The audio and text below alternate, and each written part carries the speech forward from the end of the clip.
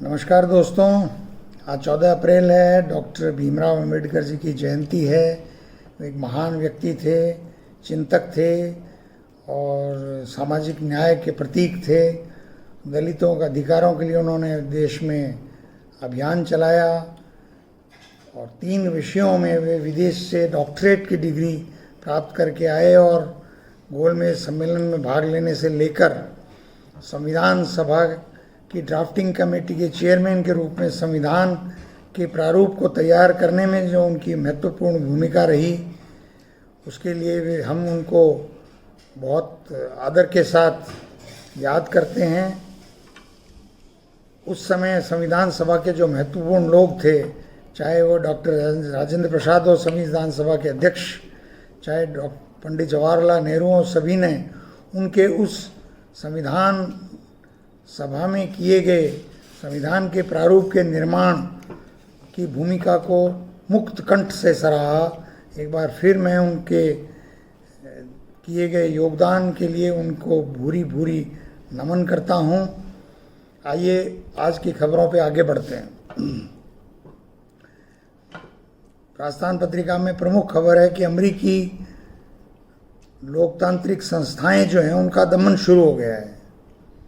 America में इतिहास दोबारा से लिखा जा रहा है। शैक्षणिक संस्थाओं के फंड में कटौती हो रही है।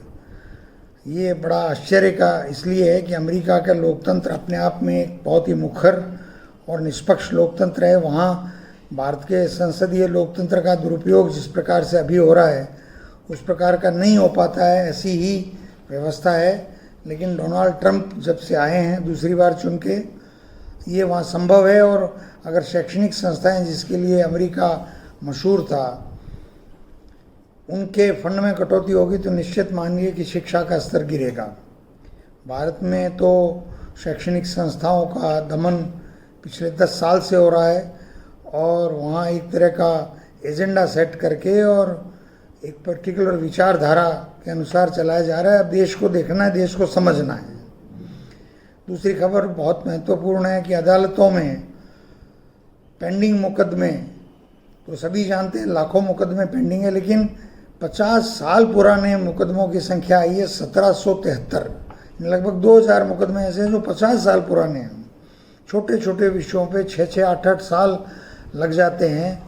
इस व्यवस्था को सुधारने के लिए अगर आपने भारतीय न्याय संहिता बना दी आईपीसी के से हटके, नरेंद्र मोदी जी, मैं ये कह रहा हूँ आजकल संचार का इतना त्वरित युग है।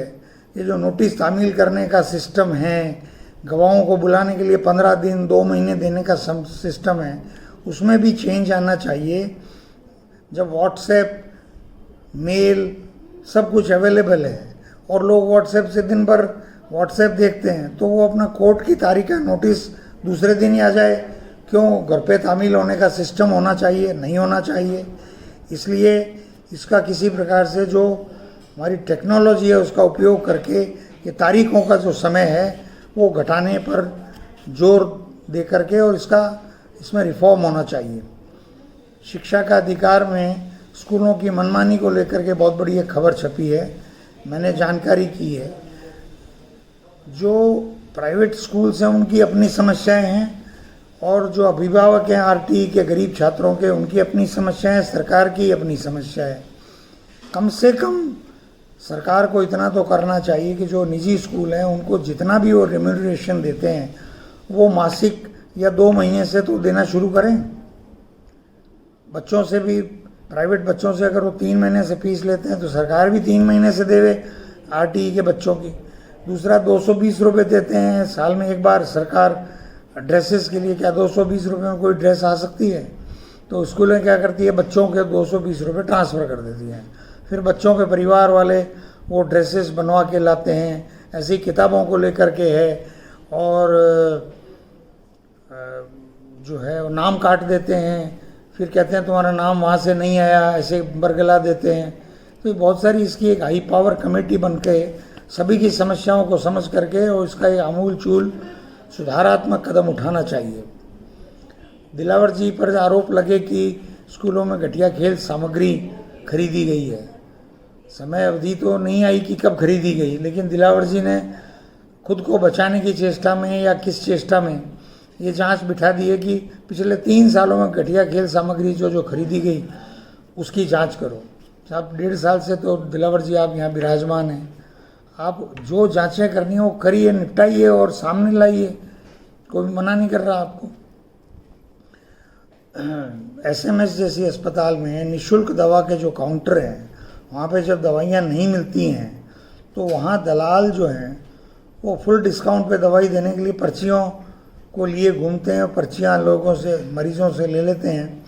इस व्यवस्था पे मैं सोचता हूँ कि ये ऑफ एंड ऑन ये शिकायतें सालों से आ रही हैं। इस योजना जब से शुरू हुई है तब से कुछ न कुछ चलता रहता है। इसका भी फुल प्रूफ सिस्टम होना चाहिए। शायद एक तो ये कारण है कि दवाइयाँ जो लेते हैं, खरीदते हैं, ये इसकी एक्सपायरी हो जाती है पड़े तो आप तो इसलिए कम खरीदते हैं कि एक्सपायर नहीं हो जाए। तो लंबी एक्सपायरी डेट की दवाइयाँ होनी चाहिए और उन्हीं का वितरण होना चाहिए। एक कांग्रेस की आने वाले नगर निगम के चुनाव के लिए किसी पार्षद की टिकट के लिए एक महिला के साथ जयपुर में कोई गैंगरेप की घटना सामने आई है, तो इसकी जांच होनी चाहिए। पार्टी को बदनाम करने की चेष्टा है या वास्तविक कोई मामला है। और जो टिकटार थी उनको भी पार्टी कार्यालय में जाना चाहिए, दलालों के पास जाकर के और टिकट के लिए कोशिश करना, फला नेता से बात करा दी नहीं करा दी, ये सब एक समाज को भी जागरूक होना पड़ेगा। चिंताजनक खबर ये है कि गर्मी के मौसम में बांसवाड़ा में एक एनीकट के अपस्ट्रीम पे खड्डे हैं, उन खड्डों से महिलाएं मटके और बाल्टियां भर रही हैं और बताया गया है कि वो खड्डे खुदवाने के लिए भी ग्रामवासियों ने 5,000 रुपये मजदूरी देकर वो खड्डा खुदवाया है। उससे एनीकट में वो गंदला पानी आया है।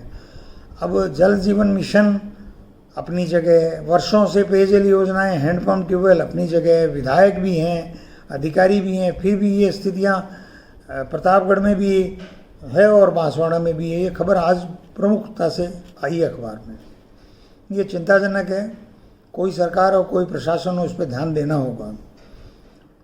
पायलट साहब डोटासरा जी और रंधावा जी कल वहाँ जाकिर हुसैन नागौर के जिलाध्यक्ष के बेटे बेटी की शादी में गए थे। उसके बाद पायलट साहब पर्वतसर गए और वहाँ एक कांग्रेस के बड़े सम्मेलन को संबोधित करते हुए उन्होंने चुनौती दी और कहा है कि 3.5 साल बाद कांग्रेस की सरकार भारी बहुमत से राजस्थान में बनने जा रही है। मेरी समझ में वो पहले नेता हैं कांग्रेस के जो इस तरह की जिम्मेदारी पूर्ण बात कह रहे हैं। तो कांग्रेस विचार करे कि उनको ये जिम्मेदारी दे दे कि आपने कहा है तो ला के दिखाइए, और वो ला भी देंगे, मेरा ऐसा भरोसा है। ये निःशुल्क गेहूं और आपके उज्ज्वला के सिलेंडर को आपस में जोड़ने का ये खाद्य मंत्री ने एक और फिर आया है कि मुफ्त गेहूं ले रहा है लेकिन वो सब्सिडी का सिलेंडर नहीं ले रहा।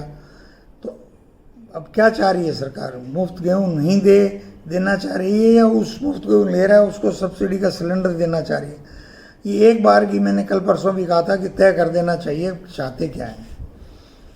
अब पूरे प्रदेश के लिए चाहिए, खबर नहीं है पर खबर महत्वपूर्ण है। नारायण सिंह सर्किल से सभी तरह के बस स्टैंड हटा दिए, अच्छी बात है। रोडवेज की बसें तो वहाँ से अब रुकती नहीं है और सीधे ट्रांसपोर्ट नगर रुकती हैं। लेकिन ये जो लालची प्राइवेट बसें हैं वे आपके त्रिमूर्ति सर्किल पे भी रुकती हैं, आपके मोती डूंगरी सर्किल पे भी रुकती हैं, बर्फखाना सर्किल पे रुकती है। कितना जाम वहाँ लगा रही हैं, इस बारे में ट्रैफिक पुलिस वाले कुछ नहीं कर रहे हैं।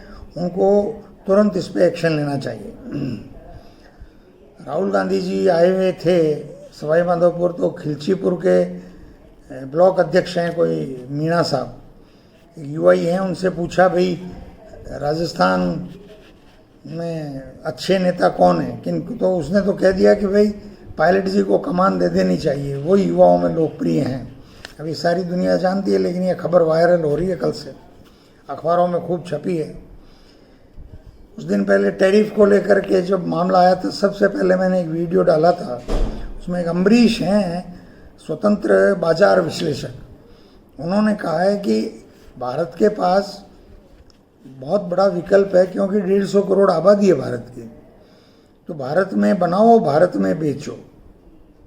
अब मेक इंडिया तो फेल हो गया, लेकिन इस मजबूरी का जो मेक इन इंडिया है उसके लिए उद्यमी अगर आगे आते हैं और जो एक्सपोर्ट की सूची है वो भारत सरकार इंपोर्ट की सूची भारत सरकार जारी करती है और उसके लिए यहाँ मेक इन इंडिया का कुछ होता है तो मैं समझता हूँ बहुत अच्छा रहेगा। नागौर में सीवरेज कनेक्शन नहीं हो रहे हैं, कल भी मैंने सीवरेज की बात कही थी। 2,000 रुपये प्रति कनेक्शन कंज्यूमर से लेते हैं, लोगों से ले लिए पैसे, कनेक्शन नहीं हो रहे हैं। अब छोटी छोटी बातें हैं लेकिन सरकारें नहीं ध्यान देती है, बड़ी चिंताजनक बात है। बहुत बड़ी बात और बहुत बड़ी खबर आई है मनरेगा की में संसद की जो स्थायी समिति है उसने कहा है कि मनरेगा के मिनिमम डेज 100 से 150 कर देने चाहिए और मिनिमम वेज पर डे 400 रुपये कर देने चाहिए। कुछ दिन पहले सोनिया गांधी जी ने भी ये मांग उठाई थी कि आप 400 रुपये मनरेगा की मिनिमम वेज करिए। अब 150 दिन के किए हैं, ये भी अच्छा सुझाव है। मोदी सरकार कितने दिन बाद इसको मानती है नहीं मानती है ये देखना होगा। हमारी बसपा की बहन मायावती जी जो हैं उन्होंने अपने भतीजे को माफ़ कर दिया है। तो ये तो रीजनल पार्टियां हैं, परिवार के बिना चल नहीं सकती, तो माफ़ी मंगवा ली और फिर माफ़ कर दिया। अल्टीमेटली उनको भी पता है कि अगर पार्टी चलानी है तो कहीं ना कहीं, जैसे मुलायम सिंह के बाद अखिलेश और इनके बाद आकाश आनंद, एक संस्थागत तरीके से पार्टी नहीं चल रही है। संस्थागत तरीके से पार्टी दो ही चल रही है देश में, कांग्रेस और भारतीय जनता पार्टी। और एक आखिरी खबर है, आंध्र प्रदेश में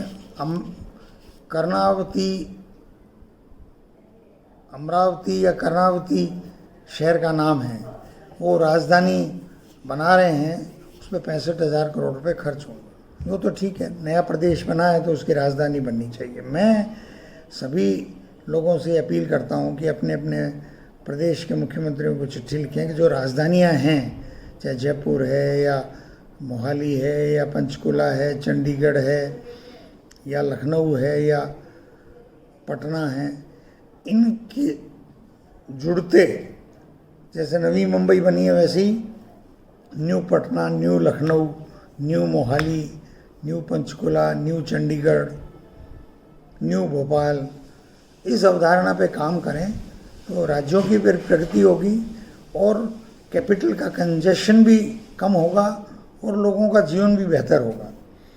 तो बहुत बहुत धन्यवाद। आज की इस चर्चा में आप ने मुझे अवसर दिया।